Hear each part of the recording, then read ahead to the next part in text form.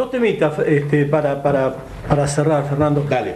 Uno, me llamó gente del movimiento vecinal para aclararme los números, que los otros días tuvimos alguna duda.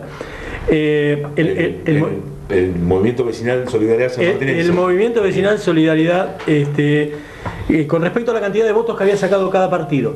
En realidad el movimiento vecinal Solidaridad sacó 2.972 votos ellos solos. Lo siguió sí el movimiento popular neuquino con 2.200 y 1.984 el PJ, claro, individual. Claro, lo que dice la gente del MPN es que hay que sumarle los votos del MID, porque la lista del MID era una lista espejo. Era una lista espejo. Pero de todas formas, bueno, nos quedó esa duda. Claro. Le aclaro para la gente del partido Solidaridad que sí, efectivamente estos son los números. Y yo para terminar quería hablar, este domingo fue el aniversario del fallecimiento de Domingo Faustino Sarmiento. Creo que mirando la historia nosotros nos damos cuenta que se puede salir. Cuando uno ve los paradigmas, los héroes, pero no héroes el santo de la palabra o el santo de la espada, hombres carnales, de carne y hueso, como fue básicamente Domingo Faustino Sarmiento, que históricamente me parece que es la personalidad más importante, por lo menos a mí es la que más me atrapa, más me guía y más me indica por dónde es el camino en la política y en la vida, ¿no?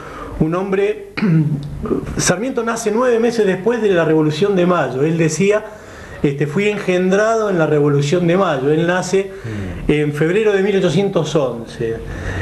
Bueno, tiene su historia de joven que quiere ingresar en ese momento ingresabas a través de las iglesias a estudiar. A los 16 años tiene su primer escuela. Un hombre controvertido, que fue militar, que fue periodista, escritor, un hombre absolutamente polémico. La época de los unitarios y federales, él siendo desde la palabra combatiendo a Rosas, se tiene que ir al exilio en Chile, donde escribe esa famosa frase de bárbaros, las ideas no se matan.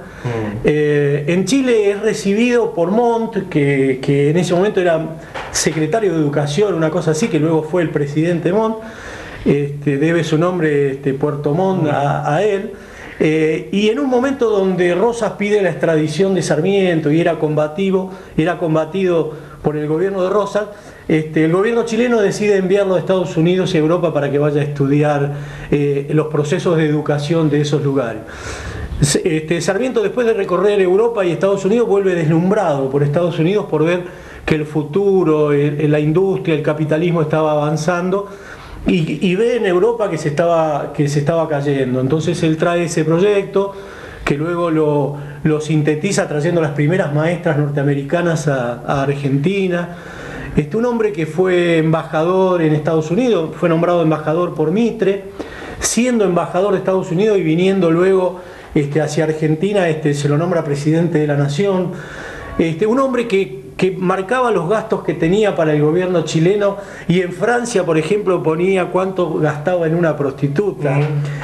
Un hombre de una carnalidad que a medida que uno lo va conociendo y lo va estudiando, se da cuenta que estos hombres son los que hicieron este país, que fue maravilloso hasta un tiempo, que creo que hoy estamos dando vuelta en una mediocridad y que no podemos destrabar y no podemos salir.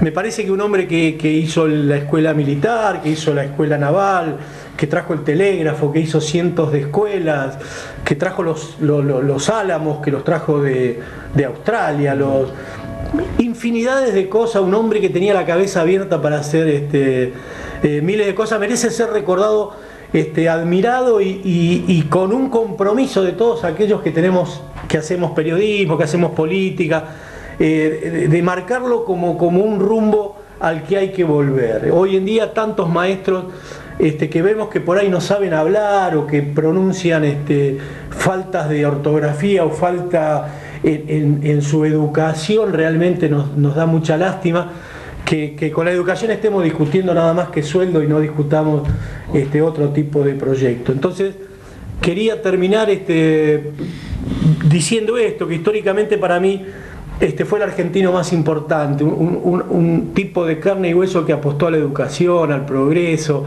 con equivocaciones, seguramente con equivocaciones. Bueno, un tipo muy controversial también. Terriblemente. Desde la historia, digamos, de la proyección histórica, fuertemente controversial. Hay un librito maravilloso de Feynman, en el que analiza Civilización y Barbarie, claro, de Sarmiento, y el Martín Fierro de Hernández, y compara ambas cosas como reacciones a los movimientos políticos de aquellos que estaban pasando, los significados, etcétera, etcétera. Interesantísimo, ¿no? Y donde se ofrece también toda una distinta visión. Exacto. Lo que yo rescato es el amor por la educación, y a este país lo saca adelante la educación primero y la justicia después, pero sin educación no vamos a ningún lado. Por supuesto que hay que ubicarse en el contexto. Seguramente alguno de los que me está mirando va a decir, se olvida Olarán que dijo no ahorre sangre de gaucho cuando haya que hacer las transformaciones. Indudablemente, él festejó la muerte de Chacho Peñalosa en Olta. Hay que tratar de entender el contexto en que estamos tratando de organizar un país, en que las guerras de unitarios y federales eran a muerte, y tratar de tener una mirada más amplia de la coyuntura que se vivía en ese momento. Yo admiro en Sarmiento la vocación por el progreso, por la educación y por sacarnos de un estado colonial para pasar a ser una potencia. Él mira el eje en ese momento en Estados Unidos, independizado ya de Inglaterra, la revolución industrial, la Europa decadente que él ya ve en ese momento, y me parece que un tipo que apostó a la educación y que apostó a todo. Yo sé que es controversial, yo sé que todo lo que estoy diciendo hay media biblioteca que se va a enojar, y la mitad de los televidentes seguramente, pero no dejo de tener el coraje de decirlo, porque me parece que en estos tiempos que estamos viviendo de mediocridad, de una dirigencia rapaz que se olvida de todo. Él muere en Paraguay, un año viviendo en Paraguay, muere en pobreza, como murió Belgrano, Mariano Moreno, San Martín y muchos hombres, que lo que hay que rescatar es que eran hombres de carne y hueso. Y esta anécdota que te cuento, que contaba cuánto gastaba en prostitutas en París, es una carnalidad de él que me parece digna de destacar. A través del tiempo se podría haber dicho que no, que era un buen padre, un hombre controversial. Su hijo Dominguito muere en Curupaití, en la guerra con Paraguay. Tiene una hija, luego con la hija de Vélez Arfiel, que era amante. Vélez Arfiel era de su propio gabinete, el autor del Código Civil. Él en Paraguay la llama, dice, véngase a vivir los últimos años de tranquilidad. Amo, como te darás cuenta, Sarmiento, su obra, y me parece que cuando hacemos política, hacemos periodismo, cuando le tomamos tanta gana a esta pasión que tenemos por cambiar las cosas, creo que un eje donde hay que mirarse es el Sarmiento. Muy bien, bárbaro, ¿listo? Bárbaro, gracias. Muy bien. Algún día vamos a hablar un poco del tema de Chile y de Uruguay, porque Chile y Uruguay fueron los grandes contenedores de nuestros políticos expulsados a lo largo de toda nuestra historia. Totalmente. Estaba pensando, escuchaba lo de Sarmiento, que es tal cual. Y también, por ejemplo, en Chile estuvo Alberdi, el padre de nuestro constitucionalismo. Sí, el tucumano. Así que vamos a hablar un día de eso. Y vamos a meter un poquito también de historia al programa. ¿Te parece? Sí. Me parece genial. Vale. Bueno, nos estamos encontrando el próximo martes a partir de las 22. Los tipos incómodos volveremos como siempre. Chao.